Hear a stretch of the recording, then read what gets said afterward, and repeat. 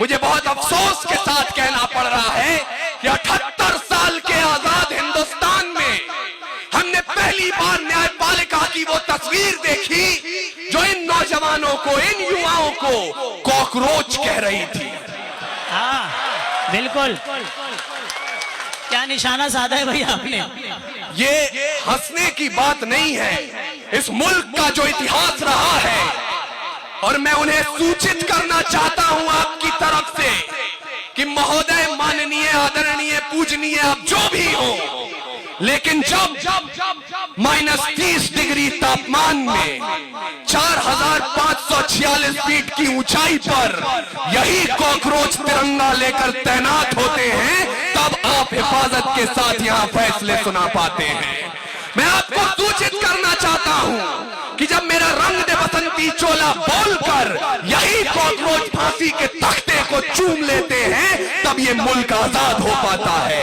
क्या है नौजवानियां, मैं आपकी तरफ से न्यायपालिका को सूचित कर रहा हूं, खुदी राम ने खुददारी से हंसकर जिसका दान दिया, भगत सिंह ने चूमा फंदा और जिसे कुर्बान किया, आगोश में जिसके सुभाष निकले लश्कर हिंद बनाया था, फतेह सिंह और जोरावर ने दहलीज में जिसे ठुकराया था, अरे संघर्षों में बुनियाद बनी जो आजादी के बोल की, सुलग रही थी गर्मनाल में शेखर के पिस्तौल की, अरे खिल रही थी रोम रोम में अशफाकुल्ला खान के, वही जवानी दौड़ रही है खून में हिंदुस्तान के।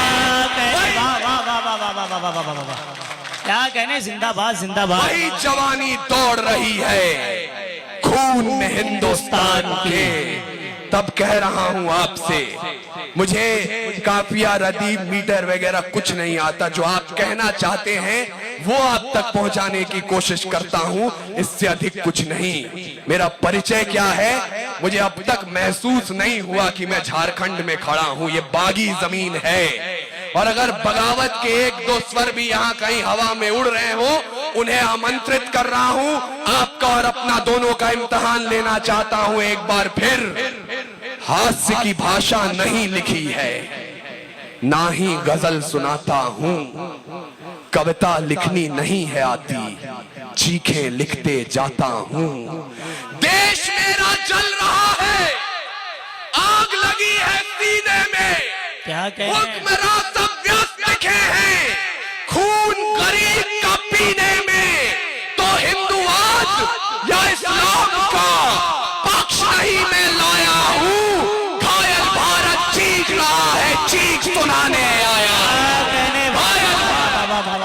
क्या कहने भाई, वाह, जिंदाबाद जिंदाबाद, बहुत अच्छे भाई, बाबा बाबा, क्या कहने।